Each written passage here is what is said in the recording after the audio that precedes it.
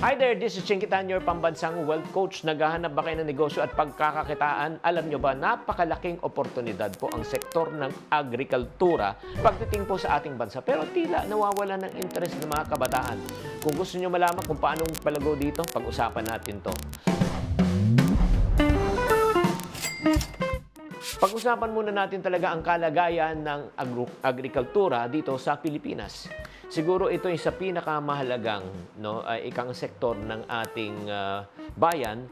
Pero sa kasamang palad, marami po talaga ang hindi na ikang interesado, lalo na yung mga kabataan po. Bakit po? Kasi po napakahirap po na magtanim. Number two, napakaliit po ng kita. Number 3, napakahirap magbenta. At pang-apat po, syempre yung climate change. Ang mga problema nito ay ilan lang sa mga dahilan kung bakit nawawala ng interest ng mga kabataan. Maraming kabataan ngayon nag-iisip na lang po ng kung ano po ang pwedeng gawin. Hindi na po sa probinsya, kundi dito sa lungsod. Ang kakulangan ng access din po talaga sa sa bagong teknolohiya, bagong machine, bagong suporta ng mga gobyerno para suportahan ang Agriculture Department ang nagpapadiscourage po sa kanila. Kaya nga, paano natin mahihikayat po ang mga kabataan ngayon na bumalik sa agriculture?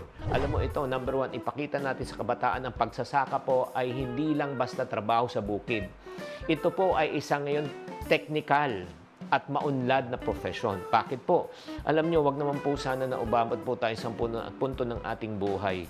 Ito yung tinatawag po natin as food security, mga kababayan, na may mga pera tayo na pero wala na tayong pambili ng pagkain. Bakit? Mawawala ng halaga ng pera, kundi ang pagkain ang mas mahalaga. Nagkakaroon po tayo ng food shortage.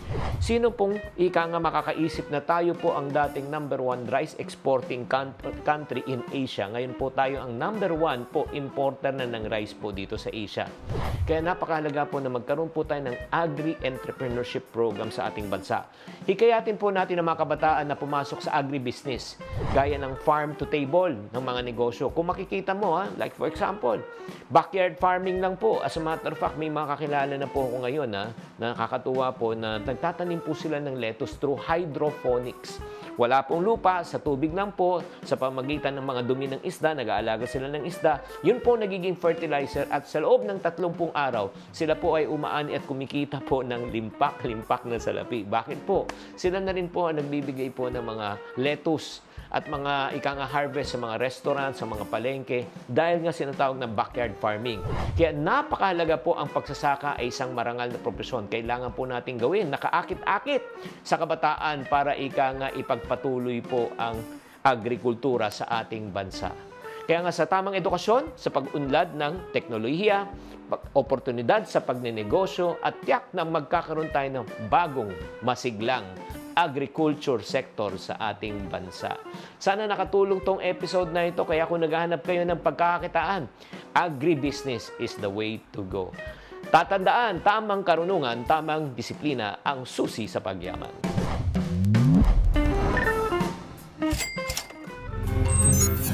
Buena mano sa ating One Balita Pilipinas ngayong Huwebes. Bulkang Taal pumutok at nagbuga ng makapal na usok. Pero FIVOX, wala pa raw planong itaas ang Alert Level 1 sa bulkan. Showdown sa local politics sa ikatlong araw ng paghahain ng kandidatura. Former Senator Antonio Trillanes IV, formal nang tatakbo bilang mayor ng Caloocan. Manila Mayor Honey Lacuna, nag-file na rin ng COC. Habang sa karera sa pagkasenador, Dr. Willie Ong kakandidato sa kabila ng kanyang kondisyon.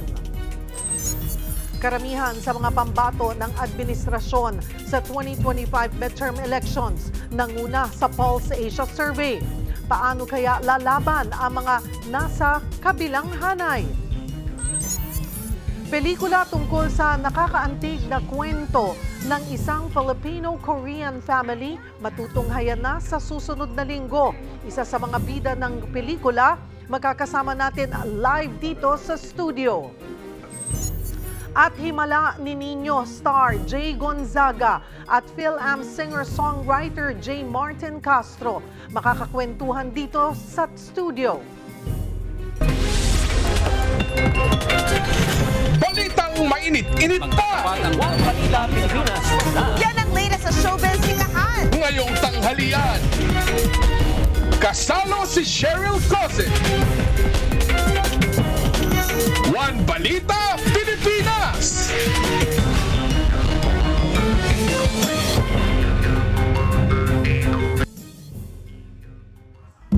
Ang inyo pong napapanood ay ang kuha ng pagsabog sa Bulkang Taal kahapon. Pumutok ang bulkan mag-aalas 4:30 ng hapon at tumagal ng 11 minuto. Biglaan ang pagbuga ng makapal na usok ng Taal na umabot sa taas na halos 2.5 kilometro. Ayon sa PHIVOLCS, phreatomagmatic eruption ang tawag dyan na nangyayari kapag naghalo ang tubig at tumigas na ang magma.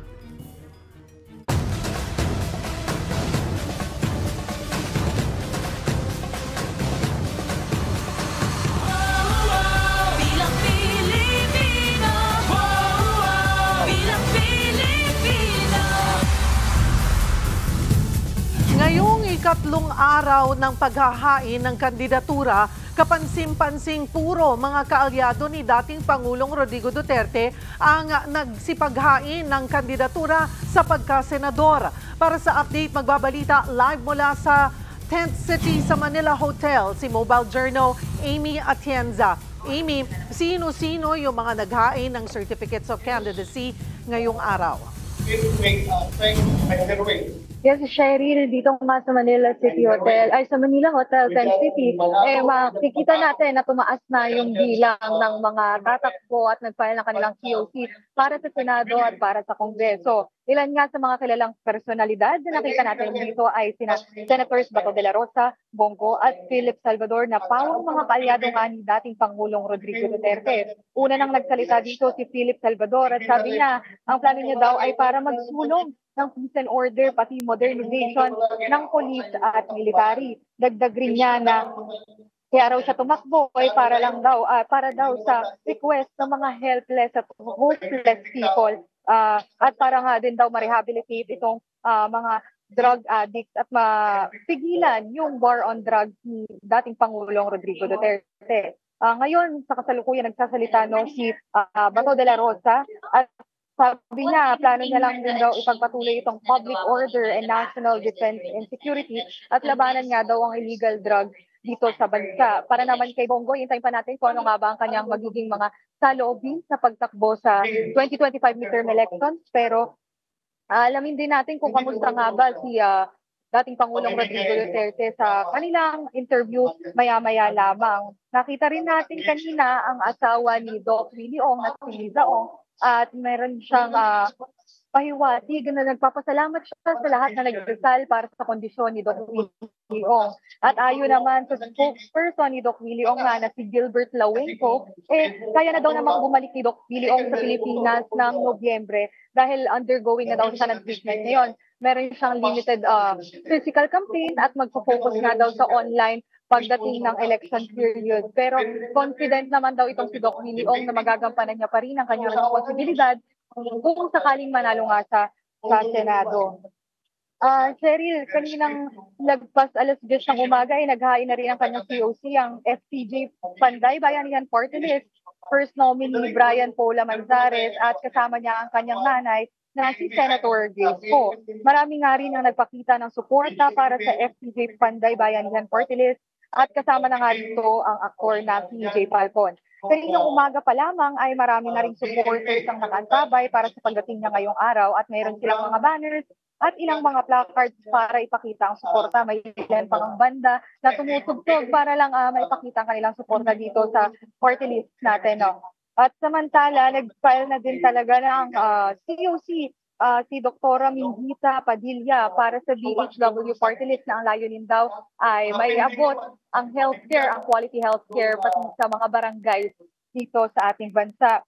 Cheryl, ipopost daw ng COMELEC ang tentative list ng mga kandidato sa Senado sa October 29 at October 19 naman para sa mga party list. Cheryl? Maraming salamat, Mobile Journal Amy Atienza. Sa pinakahuling survey sa pagkasenador mula sa Pulse Asia, kapansin-pansing 8 sa top 12 senatorial preferences ay mga manok ng Administrasyong Marcos. Number 1, si ACT-CIS Party List Representative Erwin Tulfo, habang nasa pangalawa hanggang pangatlong pwesto naman ang kuya niyang si Ben Tulfo at dating Senate President Tito Soto. Sinundan sila ni Senators Pia Cayetano, Bongo at sina dating Pangulong Rodrigo Duterte at Makati Mayor Abby Binay. Pasok din sa Magic 12 ng survey sina Senator Bong Revilla, dating Senador Ping Lacson at Manny Pacquiao. Gayon din sina Senators Amy Marcos, Ronald Bato de la Rosa at Senator Lito Lapid. Isa naman sa mga nagdeklara ng kandidatura para sa 2025 midterm elections noong unang quarter pa lang ng 2024 ang nagbabalik politika na si former Senator Bam Aquino. Mayon nang inanunsyo niya na muling tatakbong senador. Para pag-usapan yan, magkakasama natin live sa studio mismo, former Senator Bam Aquino. Magandang tanghali sa iyo and thank you for joining us. Salamat, Cheryl. Magandang hapon. Good afternoon sa mga nanonood sa atin. Huli tayong nagkita, pareho pa tayong mga morning host. That's right. Sa kabilang estasyon. Parang 20 years ago na ata yun, ano? Hindi ka nagbabago, ha? Ikaw rin. Hindi ka rin nagbabago. Diba? Pero eto, nakakalendaryo. Pag-usapan natin itong muling pagbabalik mo sa politika. Nakakalendaryo na yung iyong pag-file ng COC on October 7, which is Monday. Sa Lunes. Pero bago yan, kamustahin ka muna namin. Nasaan ka doon sa nakalipas na 5 taon? Actually, Cheryl, yung last na aktibo talaga tayo sa politika nung naging campaign manager tayo ni Vice President Lenny. So actually, bumaba tayo sa pwesto ng 2019. In 2022, may option tayong tumakbo ulit sa Senado. In fact, napag-uusapan yung mga survey. At that time, I think nag-number 9 or 10 ako sa September 2021. Pero nung tumakbo si Ginang Lenny, hiniling niya na maging campaign manager ako. So sabi ko, parang yun yung mas importanteng laban nung panahong yun. And I decided na hindi na muna tumakbo at mag-concentrate doon sa kanyang kampanya. So after that, of course, tuloy-tuloy pa rin yung pagbibigay serbisyo natin through NGOs, yung grupo namin na Kaya Natin. Nagtayo rin ng bagong partido, yung Katipunan na Nagkakaisang Pilipino. And ngayong 2024, nakapag-desisyon na nga na bumalik sa politika at pasukin ulit ang magulo pero masayang buhay ng politika sa ating bansa. Pero ikaw, Bam, before ka kasi pumasok talaga sa politika, you've been really active sa mga NGOs. True, yes. Talagang, parang calling mo na. Well, pagkatapos ko kasing mag-graduate and I was on TV for a while, naging National Youth Commission Chairman rin tayo. May time na babad ako sa mga microfinance groups, mga NGOs, mga social development work. At nung panahong yon, yung nasa isip namin, kung hindi ka pupunta sa politika, yung mga proyekto ninyo, hanggang proyekto lang yan. It will always be one barangay, 10 barangays, kahit munisipyo, 10 municipalities, 10 cities, pero hindi mo siya mapapalawak kung hindi ka papasok sa politika. So nung time na yon, nag-decide ako pumasok, and napasa naman namin yung mahalagang batas, no, gaya ng Go Negosyo Act, yung Free College Law, yung batas na tumutulong sa mga microfinance organizations na nagpapautang sa mga kababayan natin. So palagay ko yung time ko naman sa Senate, naging mahalaga yung panahon ko rin sa social development. No? At ngayon ay nagbabalik ka. Ito ba talaga noong nakaraang eleksyon, sabi mo, you concentrated as the campaign manager of VP Lenny then. Pero yun ba nasa isip mo during that time na, sige, tatakbo pa rin ako, mananatili ako sa politika pagkatapos lamang nito. So talagang nasa plano yung 2025 midterm elections? Or what really made you decide to go back sa politika? Siguro mas naging seryoso yung pag-iisip na yon last year, no? Nasa Amerika ako for 4 months, may fellowship ako doon, at may oras ka na wala sa Pilipinas. At doon mo makikita talaga na ang laki pa ng potensyal ng ating bansa at meron ka pa ring maiaambag, meron ka pang maibibigay. And nung lumalabas naman na nasa top 20 names tayo, right now wala pa sa top 12 pero nasa gilid tayo dyan, no? Nung lumalabas yung pangalan natin dyan, naisip ko maganda sigurong bumalik ulit, lumaban, at ipakita na ang grupo na to meron pa ring representatives. No? Right now, ang kasama natin sa pagtakbo si Senator Kiko Pangilinan na naging vice presidential candidate ni Ginang Leni rin. So itong pagtakbo namin, palagay namin, continuation rin ito ng mga napakaraming tao ring lumabas ng 2022 at naghahangad ng pagbabago sa ating bansa. Okay, as early as February, may announcement nga si former Senator Laila De Lima, no, natatakbo kang opposition senatorial candidate. Kaya marami na under ka pa rin ng Liberal Party.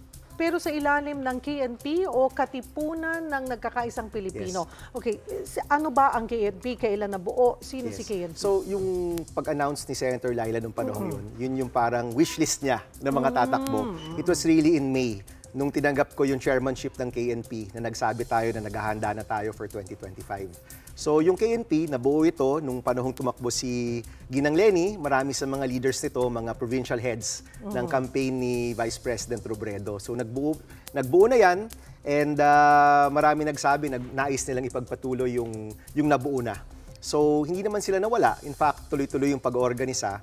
And nitong Mayo, nung nagsabi ako na bala ko nang bumalik, sabi nila, Senator Bam, baka gusto mo maging chairman kaya ng grupo natin. We're still part of the larger coalition, no? Of Akbayan, Liberal Party, KNP, and a few other party lists, no? Yan pa rin yung grupo. Pero itong pagsama ko at pagiging pinuno ng KNP, palagay ko mas bagay rin ako dito kasi marami sa mga leaders dito, mga kabataan. In fact, at 47, ako na yung isa sa pinakamatanda doon. No? Okay, so, pero may alyansa pa rin kayo with Liberal Party. And Akbayan. And Akbayan. So, makukonsidera na opposition? Well, we're running as independents. No? Okay. Palagay ko ngayon, ang dalawang grupo na naglalaban na talaga, yung Marcos administration at yung Duterte group. And kami nga ni Senator Kiko, sabi namin, we're in a position where independent yung takbo natin. We're not part of these two groups, pero at the same time, pwede kami mag-focus sa talagang mahalaga sa taong bayan. No? Habang yung mga ibang grupo, nakafocus sila sa mga away politika, kami magbibigay ng pansin dun sa mga bagay na mahalaga talaga sa taong bayan. No? In my case, yung edukasyon. Napasa nga natin yung free college law, pero alam natin na marami pa rin sa mga kabataan naghahanap ng trabaho kahit ilang buwan na pagkatapos ng graduation. So, libreng kolehiyo na ibigay na, yung siguradong trabaho naman yung gusto nating isulong para sa mga kabataan natin. Paano ka muling magpapakilala at magpaparamdam sa taong bayan? Hindi natin mayalis, at alam mo yan, na magiging maraming personalidad, mga malalaking pangalan sa politika ang maririnig natin ngayong midterm elections. Exactly. Diba? Actually, kaya nga tayo may kampanya. No? That's why there's a campaign. Yung mga surveys, sinasabi niya kung nasaan yung tao at this moment. Pero kaya tayo makakampanya kasi gusto natin makita ano yung progression yan. Take note, Cheryl, nung nakaraang survey, nasa 20-something tayo. Ngayon, nasa teens na. Palagay ko, baka by the next survey, nasa top 12 na. Marami, lahat, hindi lang marami, lahat ng mga tumatakbo right now, above me, either incumbent sila, may kapatid na senador, or tumakbo noong 2022. No, ako medyo bagong pangalan ulit, no? Luma na bagong pangalan. Kaya challenge talaga na magpakilala, but that's why kailangan mong umikot, kailangan ka mangampanya, kailangan marunong ka rin sa social media, and yung isang inaasahan ko, marami kang volunteers na tutulong na on the ground mangangampanya para sa'yo. And ang nakita namin, from 2022 until 2024, buo pa rin yung mga volunteers na lumabas nung nakaraang eleksyon. And lahat sila nagtatanong, Sen, anong laban natin? And sinasabi ko, may laban pa tayo next year, supportahan nyo kami ni Senator Kiko. Kayong dalawa ni Senator Kiko ang magtatandem na mag-iikot, ganun ba yon? Yes. So, nakaplano na yon. Wala pa kaming team name. Alam ko yung admin, Alyansa. Di ba? Alyansa. So, hinahanap pa po namin sa mga volunteers kung ano yung gusto nilang ibansag sa amin, yung aming slate of 2. But sa totoo lang, kahit dalawa kami, si VP Leni is running in Naga, so kasama natin siya. Si Senator Risa, of course, who is the nagsisilbing minority sa Senate ngayon, is our campaign manager. We have related party lists who are supporting, like Akbayan, na si Dean Chel is now the first yes. nominee. Si Senator Laila is the first nominee ng Mamamayang Liberal. So may grupo pa rin yan, no, na nabubuo. It's just that in that group, dalawa kaming kandidato for Senate at yan kami ni Senator Kiko. So mag-iikot kayo kasama, yan, like si former Senator Laila de Lima, and then also Attorney Jel? Yes. Diokno, parehong party list?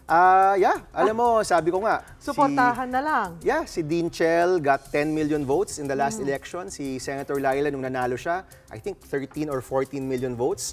Ang kailangan lang naman for 3 seats sa party list ay 1 million votes. Oo. So there are a lot of 2%, votes to go around, no? Yes, yes.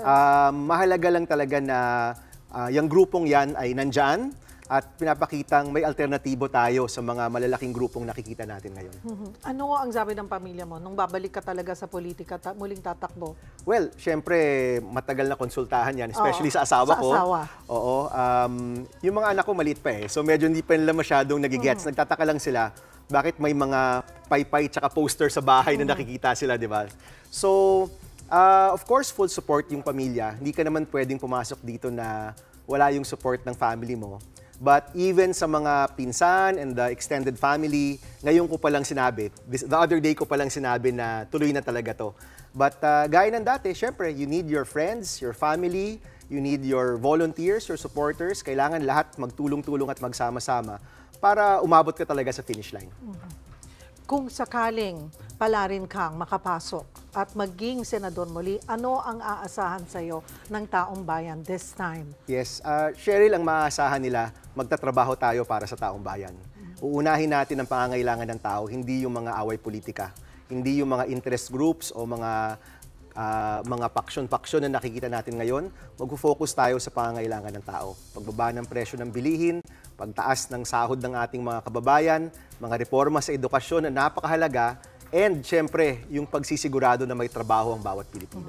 What can you say about doon sa mga pangalan ngayon na tatakbo sa politika or yung mga nakaupo na rin or posibleng marinig natin na pangalan sa Senado? Yung iilan lamang na mga apelido. Kagaya, sabihin na natin, nandoon yung posibilidad na magkaroon ng 3 tulfo sa Senado. Nandiyan ang mga Cayetano, ang Villar. Can you say about that? Well, at the end of the day, kasi choice to ng taong bayan. Di ba? People have to make a choice. Isa ako sa mga nagsulong ng anti-dynasty in the past. No? Mahalagang isulong yung batas na yan. But honestly, right now, 12 ang choices ng tao. They can choose their favorite broadcasters, they can choose their favorite senators, they can choose mga tao na palagay nila tutulong sa kanila. And right now, dahil independent kami at dalawa lang kami ni Senator Kiko, palagay namin, compatible kami sa mga choices ng mga ibang tao. At isa rin ba yan sa muli mong isusulong sakali nga ang Yes. anti-dynasty law? Kasama yan, Cheryl. No? Marami tayong mga reformang kailangang igawa, kailangang ipatupad. Marami sa mga pangunahing bibigyan natin ng pansin, economic. No? Pagsigurado na bababa ang presyo ng bilihin, pagsigurado na tataas ang sahod at kita ng ating mga kababayan. And of course, yung pinaka-focus natin noon, yung edukasyon. Na yung reforma sa edukasyon, mangyari talaga at yung mga kabataan natin makapagtrabaho at makakuha ng makataong sahod. It is the Marcos administration. Hindi mawawala pag sinabing Marcos, nandyan yung Aquino. Pero how are you gonna assess if yung pamumuno ngayon ni Pangulong Bongbong Marcos and sa paanong paraan makakatulong ang isang Bam Aquino para magkaroon ng better government din under this administration? Well, palagay ko yung mahalaga kasi dyan, Cheryl, yung kailangan ng taong bayan, yun yung uunahin natin. Hindi yung away sa politika. So for example, nung napasa natin yung free college law, deputy minority leader tayo noon. At that was during the time of President Duterte.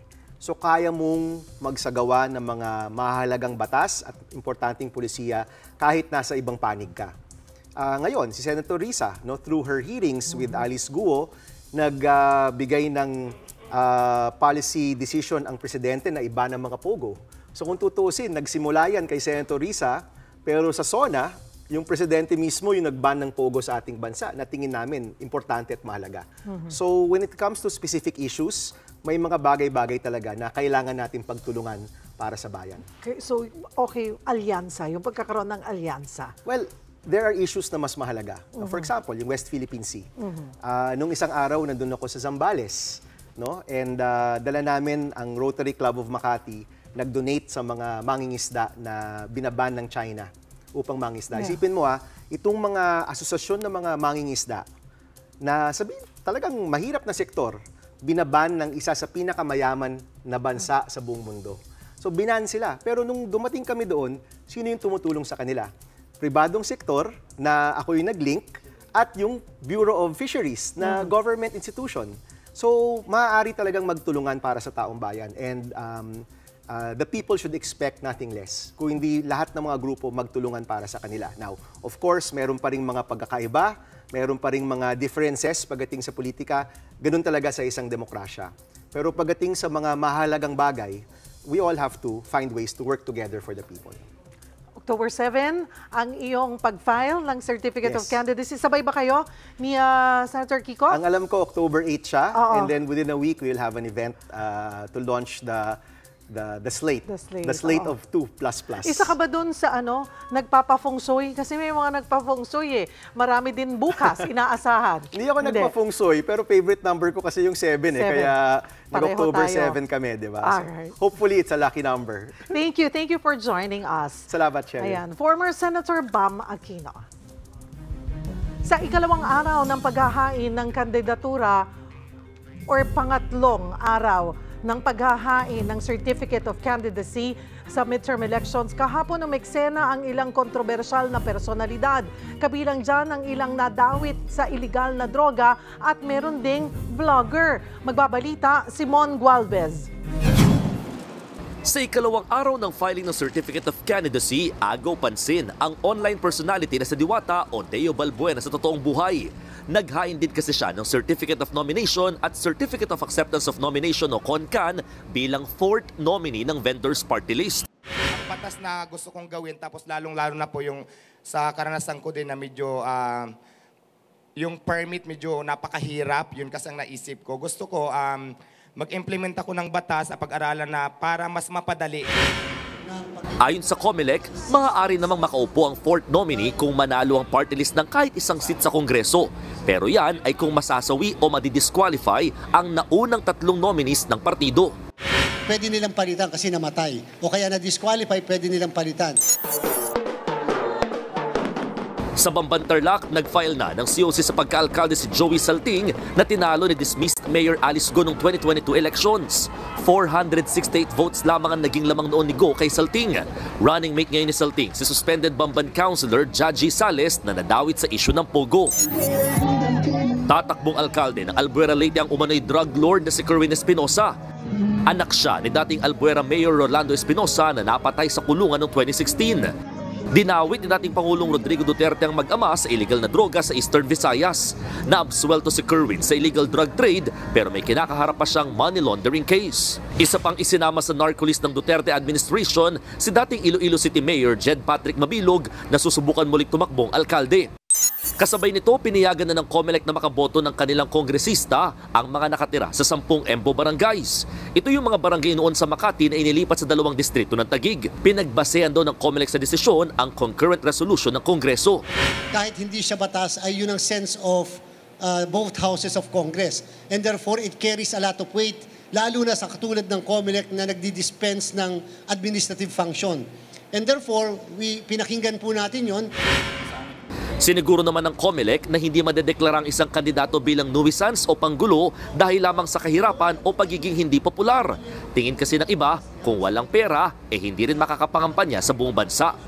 Or no property qualification is required for the exercise of civil or political rights. Nasa konstitusyon natin yan. Pero hindi rin daw papayag ang komisyon na gawing mockery o katawa-tawa ng ilang kandidato ang eleksyon. Kabilang sa may tuturing na nuisance ang kandidatong kapangalan o katunog ng isa pang tumatakbo sa parehong posisyon na may intensyong makahati ng boto. Posible namang maisantabi ang paggamit ng digital signature ng mga gurong magiging electoral board member. Digital signature ang ginagamit sa pag-operate at pag-transmit ng mga automated counting machines. Pero sa record ng Department of Information and Communications Technology, mula sa 30,798 active DepEd subscribers, 4,228 lamang ang nagpa-activate. Sakaling may isantabi ang digital signature, backup plan ng smart card na tinatap ng guro sa machine. Sa usapin naman ng seguridad, sinabi ng COMELEC na malabo ang pagbigyan ang suwestyon ng PNP na mapaaga ang pagpapatupad ng election gun ban. Ang kapangyarihan ng COMELEC ay papasok lamang pag pumasok ang election period na mangyayari 120 araw bago mag-eleksyon at yan po ay mga kalagitnaan ng Enero. Ako, si Mon Gualvez, para sa 1PH. Hola mga kapatid, as a solo artist na ngayon ang seasoned singer-songwriter na si Jay Martin. Nilaunch niya ang bago niyang kanta, Iisa Lang, at marami pa raw ang aabangan sa kanya. At live na live, nandito po siya sa studio, Jay Martin in the house. MJ, oh my gosh. Jay Martin, MJ. I love it. At JM, buti naman pinili mo na mas mag-Pilipinas ngayon because you're based in Guam. Yes, I'm based in Guam. I also have my TV show there, the half-a-day show, Jay Martin, over at basta nandun, TV11 yun eh. CBS, TV11. Yes. There we go. Watch out for the premiere telecast on October 6th. I'll be having Lani Misalucha, our Nightingale, as my first guest. At hindi lang yun. Tuntua kami kasi syempre ngayon dito, mag-iikot ka rin naman. Babalik-balik ka na ng Pilipinas. What made you decide? Kasi wala ng pandemic. Clear na talaga. Kasi mga past couple of years, medyo hindi pa rin ganun kaklaro. Ngayon, ready na tayo to party and mingle with mga music aficionados. So, I'll be touring around the metro. Magkakaroon ako ng mga special shows, especially next Friday, October 11. I will be at the Bar 360 of Newport World Resort. Wow. Jay Martin live over there. And then October 12, I'll be at the Ninoy Aquino Stadium. I'll be one of the special guest performers for the MADS Festival. Wow, Yeah. punong-puno. October 12. Yes. Tapos, November, I'll be having a bar tour with our Asia's Nightingale. Iisa Lang the bar tour over at November 14 at Bar 9 in Alabang. And then with Miss Lani Misalucha. with Lani Misalucha. Gusto ko yung memorize mo yung mga dates, di ba? Pero habang nakikita nila yan sa TV screens, kakamustahin ka muna namin, di ba? Kasi you are going solo right now. Yes. Dati po kasama si Jay Martin sa Retrospect. Yeah. And what made you go solo naman? Kasi po, nag-iwahiwalay kami nung na-hail kaming Best Performer, Hall of Fame, Ali Awards, Best Performer in hotels, bars, and music lounges. We decided na let's try another world. Punta kami ng Canada, US, and all. And then that was 2008. And then 2010, we resided naman sa Guam. And I never left since. Yun na nga. Hanggang sa maging American ako. Oo. Tsaka nag-asawa ka. Yes. Diba? Na ngayon, kasama mo na, nagpo-produce kayo. Isa po si Jay Martin sa pinaka-successful US and Canada producer kung saan nakikita mo yung mga OPM artists natin. Dinadala doon kasama na si Miss Lani Misalucha. Yes. At syempre, eto na nga, recently nag-trending ka sa TikTok. Kasalanan mo yun. Hindi ko kasalanan ko ba?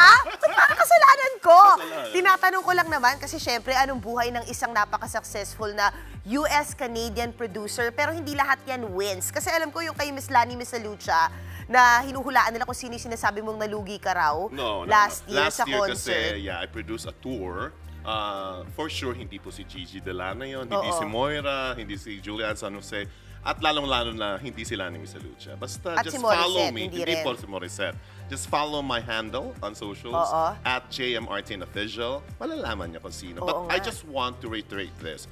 I'm not saying bad words against an artist. It's just like, let's learn from the mistakes and sana naman wag abusuhin ng mga performing artists, ang mga producers na kagaya ko. Sa Amerika. Sa Amerika, na pinopromote natin ang OPM eh.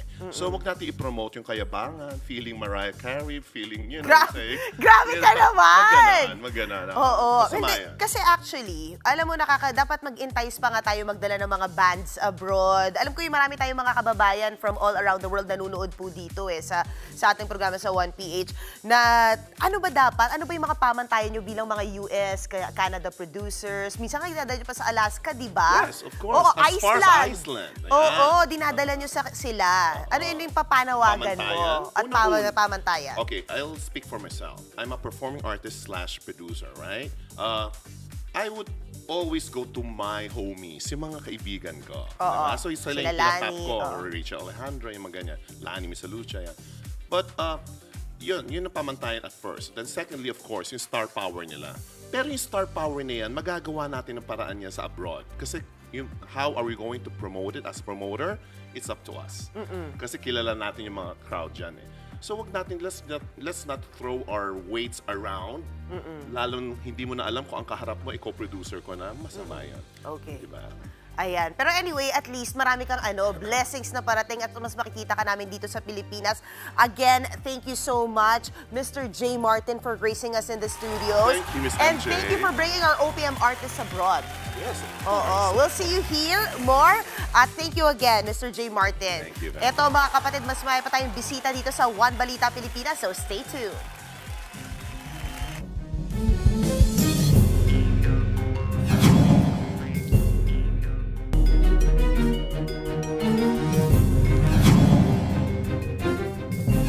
Minor phreatomagmatic eruption. Yan daw ang nangyari sa Bulkang Taal kahapon. Para bigyan tayo ng update, magkakausap natin si VVOG's Director Teresito Katoto Bacolcol. Magandang tanghali po sa inyo, Yusek.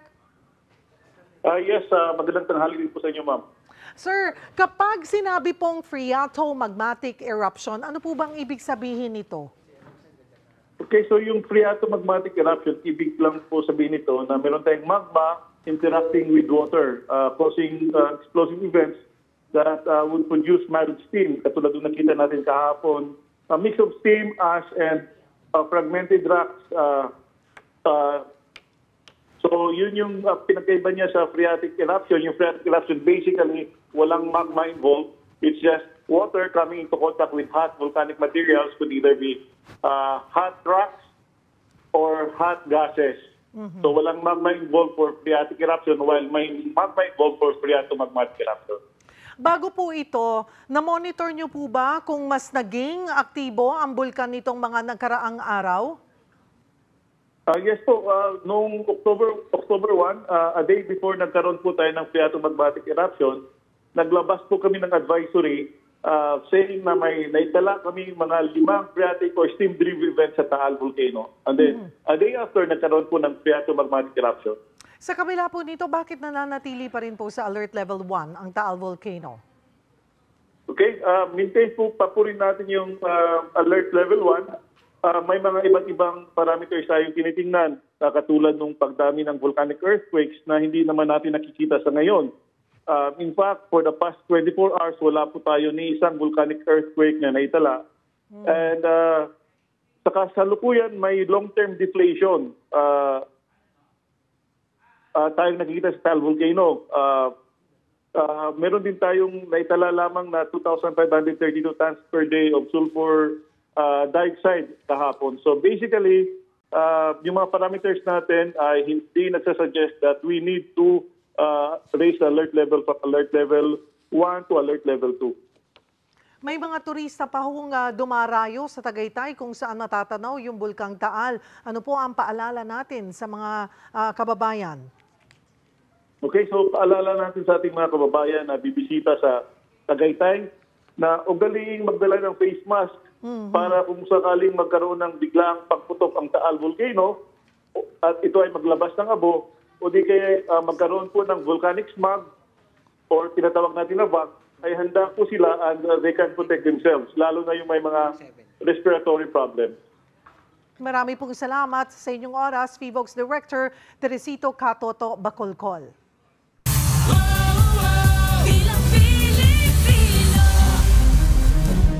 Pagbabago ang pakay ni dating Senador Antonio Trillanes IV sa paghahain ng kandidatura sa pagkaalkalde sa Caloocan. Para sa detalye, magbabalita live si Mobile Journal Francis Orso. Francis.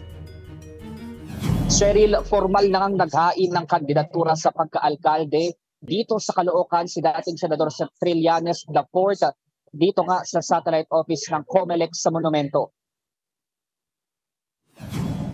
Sa panayam kay Trillanes, mariin niyang sinabi na napapanahon ang kanyang pagtakbo para maalis na ang umano'y korap na pamamalakad ng mga malapitan. Sabi niya, kung sakaling manalo, agad niyang lilinisin ang lokal na pamahalaan at mga opisyal ng Caloocan City Hall na maituturing korap.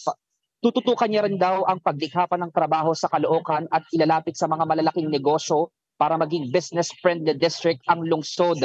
Babanggain niya ang mahigit isang dekada ng nanunungkulan sa Caloocan, ang pamilya malapitan. Ang makakatunggali niya sa pagkaalkalde ay ang naghain na rin kahapon ng kandidatura na si incumbent Mayor Along Malapitan. Sa lokal na konteksto ng politika sa Caloocan, magmula sa barangay at kongreso ay may mga malapitan na nakaupo. 2001 pa lang nang maging vice mayor ang ama ni Along na si Oscar Malapitan, na kalaunay naging alkalde rin mula 2013 hanggang 2022. Pumalit sa pwesto ang kanyang anak na si Along noong 2022 at ngayon ay susubuking ipanalo ulit ang pagkaalkalde para sa ikalawang termino. Makakatandem naman ni Trillanes si Christopher P.J. Malonzo bilang vice mayor na dakilang katunggali rin na pamilya ng mga malapitan sa politika. Cheryl, sa ngayon inaasahan natin na maghahain na rin ng kandidatura ang kanyang katandem nga sa pagka-vice mayor na si PJ Malonzo at ang iba pa nilang kaalyado na magpa-file na rin ng kanilang COC sa iba't ibang distrito ng Caloocan City. Cheryl? Maraming salamat, Francis Orso. Bakit babalik ka pa? Yan daw ang naisip ni re-electionist Manila Mayor Honey Lacuna kasunod ng inaasahang pagtapat sa kanya ng dating katandem na si dating Mayor Isko Moreno. Para sa update, magbabalita live mula sa Maynila, si Mobile Journal, Julie Baiza. Julie. Cheryl, nakapaghain na nga ng Certificate of Candidacy sina Manila Mayor Honey Lacuna Pangan at Vice Mayor Yul Servo. Sa ambush interview, binanggit nga ni Mayor Lacuna na Agosto pa sila huling nagkausap ni former Manila Mayor Isko Moreno kung saan nagpaalam ito na tatakbo nga bilang mayor. Sabi ni Mayor Honey, wala siyang naging reaksyon noon, lalo't iniisip raw niya ang dahilan ng planong pagbabalik ni Yorme sa posisyon. Klaro daw kasi yung naging pag-uusap nila doon na hindi siya tatakbo ulit, dahilan para masabi nga nito na she felt betrayed. Sakali man nga na ituloy ang pagtakbo ni Yorme, I wish him well at good luck ang reaksyon ni Mayor Honey. Pero kung siya daw ang tatanungin, confident siya na mananalo sa pagkaalkalde. Marami pa raw kasi siyang plano sa Maynila at ipagpapatuloy yung mga nasimulang proyekto. Sa ngayon, wala pang ang confirmation, Cheryl, mula kay Yorme kung maghahain ito ng COC para muling pamunuan ng Maynila. Pero sa isang Facebook post, tila nagpahiwatig nga ito nang sabihin na dinidinig niya ang mga panawagan ng Manilenyo. Bukod kina Moreno at Lacuna, matunog din na makakalaban nila si Tutok to Win Party List Representative Sam Versosa. Walang running mate si Versosa na magpapile ng COC sa darating na October 5. Baguhan lang din siya sa local politics at ang plataforma niya, serbisyo sa senior citizens. Bukod kay Lacuna, Cheryl, wala nang ibang kandidato sa pagkaalkalde na inaasahang tutungo ngayong araw dito sa Maynila. Maraming salamat, Mobile Journal, Julie Baiza. Naghain na rin ng kandidatura si Cebu City Mayor Mike Rama. Magbabalita live si One News Cebu Desk Editor Dale Israel. Dale? Mango to Cheryl. Andito tayo ngayon sa COMELEC office sa downtown Cebu City para inabangan natin kanina ang paghain ng kandidatura ni suspended Cebu City Mayor Michael Rama at kanyang grupo. Si Rama ay re-electionist bilang Cebu City Mayor kasama ang ilan ding mga konsehal na magpapa-re-elect. May mga baguhang mukha din sa Partido Barog, Team Rama. Kompleto sa mga uniforme na may mukha ng mga kandidato, may props na naka-placards at balloons sa ulo ang mga supporters ng grupo. Bila festival parade nga ang pagdating ng mga kandidato sa COMELEC Cebu City Office malapit sa Basilica Minore del Santo Niño. Unang nagpunta sa kalapit na Cebu Metropolitan Cathedral ang grupo para sa isang misa. Pagkatapos ay nagparada bago naghain ng kanilang certificates of candidacy. Inasahang kakalaban kay Rama ang dating kaalyadong si Acting Cebu City Mayor Raymond Garcia, na kaalyado naman ni President Bongbong Marcos ngayon. Ang kandidato naman sa pagka-alkalde sa Bando Osmeña Pundo Kauswagan Party ay si Cebu City Councilor Nestor Archival, habang si former Cebu City Mayor Tomas Osmeña ay tatakbo lang bilang Vice Mayor. Isa rin sa tatakbong pagka-alkalde ng Cebu City ay si former Customs Commissioner Yogi Filimon Ruiz na dati ring na PDEA Region 7. Mga balitang dako atong atangan diri sa Cebu City. Balik sa'yo, Sherry. Daghang salamat, One News Cebu Desk Editor Dale Israel. Naghain na rin ng kandidatura ang mag-inang Vilma Santos at Luis Manzano sa Batangas. Muling tatakbo ang star for all seasons sa pagkagobernador ng probinsya. Habang first time naman sasabak sa politika ng actor TV host na si Luis na katandem ng nanay niya bilang Vice Governor. Bukod kay Luis, first time din tatakbo ng kapatid niya na si Ryan Christian Recto bilang kinatawan naman ng 6th District ng Batangas.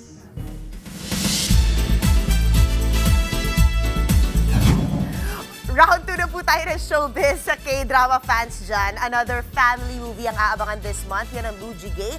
At isa sa mga bida ang Pinay actress na si Alexa Ilacad. Makakasama natin siya dito sa studio with Direk Randolph Longas. Congratulations, guys! Thank you! Oh my God. So, nagkakwentuhan pa kasi mo kanina, di ba? At syempre tayo na pala. Ito na, Mujige. Excited na tayo.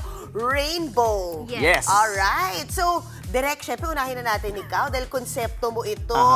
Para ito kanino, itong Mujige? So, ang pelikulang Mujige ay para po sa mga nanay, gustong maging nanay, ayaw maging nanay muna, at pilit gustong maging nanay. Wow. So, ano siya, family drama siya. Tungkol siya sa isang batang half Korean, half Filipino na tinatawag na Kupino. Oo. Tapos dahil wala na siyang magulang, dinala siya sa Pilipinas para alagaan ng kanyang estranged tita Sunny. Wow! And how do you feel about that? Na in-offer sa'yo itong ganitong klaseng role, ano, na may pag-aalagang magaganap? I was really excited. Like, the moment na pinitch sa akin, nag-yes agad ako. Agad-agad. I didn't even think twice. I knew it was a good project and ang ganda ng material. And actually, Direk, babalik ako sa'yo. Sa dinami-dami ng konsepto na nasa table mo, no? Bakit etong Mujige yun talagang naisip mong i-push para sa pagbabalik ng Unitel Yes! sa filmmaking? Ano kasi, well, ako as a millennial, pati sa Gen Z, parang may shared experience na ngayon na katanggap-tanggap ang pwedeng wala kang anak. Okay. Na hindi naman yun ang kukompleto. And you're still complete. Of So course. parang yun yung gusto kong puntahan. At the same time, magkaroon ng representation ang mga batang half-breed. Kasi marami sa Pilipino, normal yun, mixed race, pero walang movie about them. So ito yung parang gusto kong i-bridge yung ganung idea. So iiyak kami. Parang nararamdaman ko ng iyakan galore ito. Yeah, so bring your tissue when you watch. How was it? How was the filming conditions like? Oh, it was great. Sobrang chill. It was such a chill. Kung gaano kagrabe yung iniiyak namin sa eksena, gano'n naman ka-opposite kasi sobrang saya ng set. Para na nga kami mga baliw eh. Para kayo mga baliw. Ang saya namin on set. Super. And actually, bigyan natin ng highlight si Rairi na who is Mujige in Yes. the film. Yes. Paano niyo siya na-discover? Grabe itong bata. Nagpa-audition din kami ng sangkatutak ng mga bata. Pero si Rairi talaga, parang nung pumasok pa lang siya, parang siya si Mujige. may nanalo na. Siya si Mujige. Siya talaga. Tapos ang laban. Ang galing ng banter nyo din, di ba? Sa film, kahit teaser pa lang yung nakita namin. How is it working with, such a young, dahil naging ganun ka rin. Di ba? Munting actress noong unang panahon. Ngayon, Gen Z actress na talaga. Well, hindi naman po mahirap katrabaho si Rairi. She listens, she's very professional at such a young age. Yung may muwang na siya, kasi ako naman nag-showbiz po ako 8 years old. Although commercials, 2 years old. Pero different kasi yung... Grabing 2, no? Different kasi yung environment ng commercials sa showbiz. So, ang galing niya kasi may idea na siya na I have to be professional, I have to listen, I have to be attentive. Pero syempre, bata pa rin talaga Correct. Pero maganda sa kanya nakakausap, napapakiusapan, at nakikinig talaga siya. Abangan niyo, magiging next Juday si Rairi. Alam mo, parang nararamdaman natin Sobra. yan, di ba? Pero si Alexa, what's next for you? Well, let's see. I hope. Ito muna ang lahat ng focus and attention ko nandito muna sa Mujige. Pero of course, PBB, Pinoy Big Brother, I host that. And more music hopefully in the future. Yes, and who KD knows, Lex. baka theater. Baka naman si Unitel, may KD Lex movie. Nako, ito na, magsusulat na. Ito na! I love it! Direk, Alexa, please invite everyone. Ayan, hello po everyone. Malapit na po ang showing ng Mujige, ang bagong pelikulang pampamilya na for sure ay iiyakan ninyong lahat. At syempre, tatawanan din naman.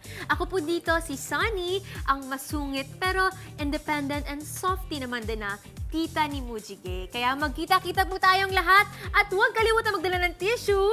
Ngayong October 9 na po, Mujige in SM Cinemas nationwide. Maraming salamat! Welcome back, Unitel. Diba? Yes! We need more producers talaga. Don't go away naman mga kapatid dahil magbabalik pa po tayo sa One Balita, Pilipinas.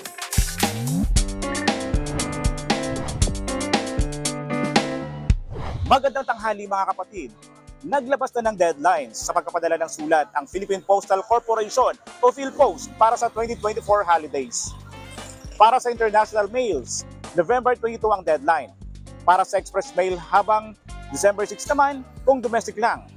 Kung bibigyan ka ng pagkakataon, sinong gusto mong padalhan ng sulat sa Pasko at ano ang gusto mong sabihin sa kanya? Tara, samahan niyo ako at pagtatanong tayo dito.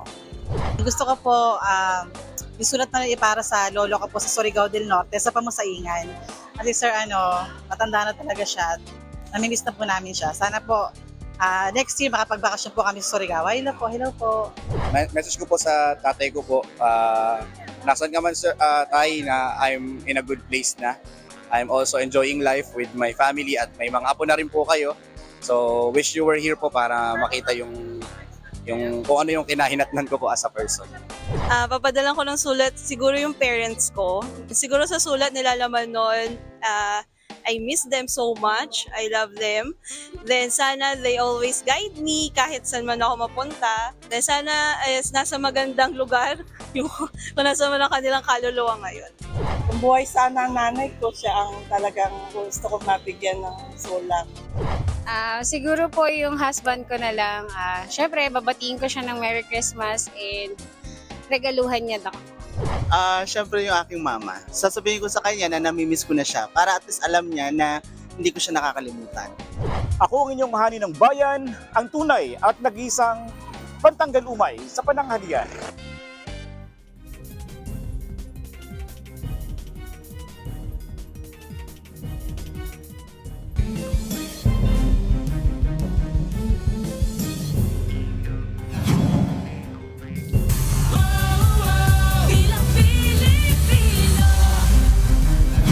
Inaabangan pa rin kung kailan maghahain ng Certificate of Candidacy si Taguig Incumbent Mayor Lani Cayetano. Para sa update, magbabalita live mula sa Taguig, si Mobile Journal, Kyla Macantan. Kyla.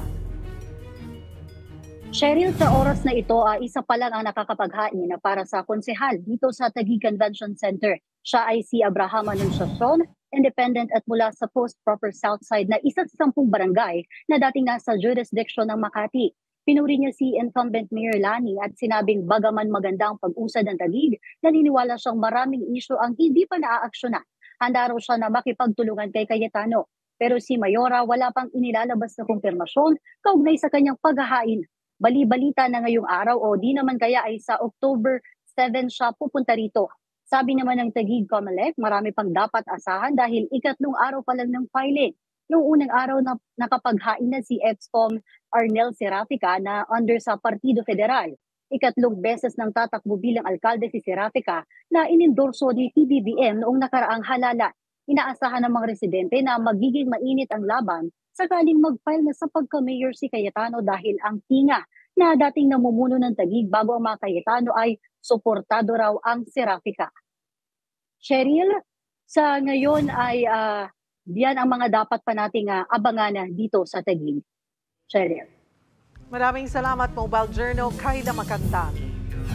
Kahit may mga naghahain na ng kandidatura sa Davao City, palaisipan pa rin kung sino sa mga Duterte ang tatakbong alkalde. Para sa update live mula sa Davao City, magbabalita si Bril Montalvo.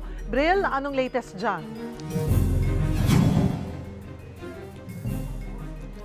Cheryl, nagmala fiesta ang labas ng tanggapan ng Comelec Davao dito sa Magsaysay Park sa ikatlong araw ng paghahain ng Certificate of Candidacy o COC para sa mga lalahok sa 2025 midterms election. Ang iba kasi sa mga kandidato, bit-bit ang kanilang mga taga-suporta.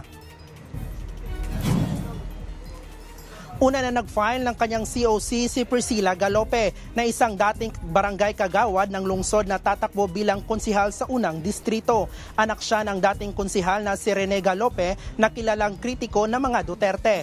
Nag-file na rin ng COC si incumbent barangay Baliok Captain Ricky Liparano na pagkakonsihal sa unang distrito ng Davao City. Pagtutuunan umano niya ng pansin ang kapakanan ng mga rescuers sa kanyang distrito. Si Galope at Liparanon ay mula sa Team Nograles. Matunog ngayong maglalaban sa pagkaalkalde ng lungsod ang angkan mula sa pamilya Duterte at pamilya Nograles. Pero wala pang eksaktong detalye kung ano-ano mga posisyon ang kanilang lalahukan. Nauna nang naghain ng COC kahapon ng umaga mula sa pamilya Duterte ang apo ni dating Pangulong Rodrigo Duterte na si Rigo Duterte bilang konsihal sa unang distrito ng lungsod. Personal din siyang sinamahan ng kanyang amang si Davao City 1st District Congressman Paulo Duterte. Nag-share naman ng groupie si Pulong na kuha pasado alas 3 ng hapon kahapon kasama ang kanyang ama na si Digong at dalawang kapatid na si Vice President Sara Duterte at Mayor Baste. Nauna na ding sinabi ni Pulong kahapon na mag-uumpisa pa sila ng kanyang pamilya or mag-uusap pa sila ng kanyang pamilya para sa kanilang lalahukan sa 2025 midterm elections.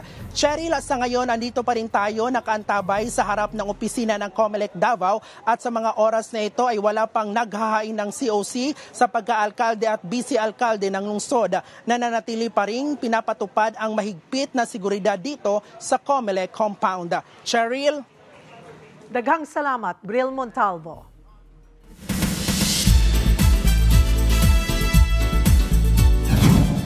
Isa sa mga nagdadala ng kulay sa kapatid serye na Ang Himala ni Nino ang karakter ni Kuya Badong. Ang gumaganap niya na yung aktor na si Jay Gonzaga na of course, live natin makakasama dito sa studio. Grabe, hindi naman nakaka-Kuya Badong yung outfit. Actually, naka-apat na to ngayong araw na to. Oo, ROI na. Yes. I love it. Hindi, pero nakakatuwa naman si Kuya Badong. Ang layo-layo sa hunk persona mo in real life. So, sino ka ba si Kuya Badong? Si Kuya Badong po ay isa sa mga alipores ni Madam Shona. Kami po yung mga manggugulo sa Bukang Liwayway, pero aabangan po yan ng mga manunood natin kung pupunta ba kami sa kasamaan or pupunta kami sa mabuting paraan. Nakakatuwa naman and congratulations kasi napakaganda ng feedback. Yes. Ngayong umi-ere na ang Himala ni Nino. And how are things on set? Kamusta yung taping schedule nyo ngayon? Ngayon, nagtitaping pa rin kami. By tomorrow, may taping kami. Okay naman ang energy namin sa set. Lagi ko sinasabi at sinishare to. Kaya maganda siguro yung kinalabasan ng Nino kasi yung bonding namin at kung paano namin ginawa yung Nino na masaya lang kami, nagtatranscend siya sa screen at nakikita namin at na-appreciate namin yung mga positive feedbacks ng mga nanonood na gustong-gusto nila and ang taas daw po ng rating. So maraming congratulations! Salamat po. At bago ko ipapromote sa'yo yan, syempre kailangan pag-usapan din yung One More Chance the Musical na nilalagari rin po ni Jay. Grabe ka! Every when yung play mo. Ang One More Chance po sa PETA, based po ito sa movie na Popoy and Basha. So ano po kami, nasa PETA Theater, ano po kami every Thursday, Friday, Saturday, and Sunday. So yun po, until October 27 po kami sa PETA Theater. So sana po makanood kayo. Live, syempre live talent at tape dito sa Ang Himala ni Nino. Again, please promote Ang Himala ni Nino. Hello mga kapatid, ako po si Jay Gonzaga na gumanap po na Kuya Badong sa Ang Himala ni Nino na mapapanood nyo po yan Mondays to Fridays, 11:15 AM po bago mag-Itbulaga. Dito lang po yan sa TV5. Thank you so much, Jay! At yan po ang latest sa showbiz. Back to you, Cheryl. Thank you, MJ. At yan po ang mga bumabanderang balita at public service sa inyong tunay na kasalo sa tanghali. Hanggang bukas, dito sa balita ang magpapabusog sa inyong kaalaman. Ako po si Cheryl Cosim. Kami ang 1PH, teleserbisyo para sa Pilipino.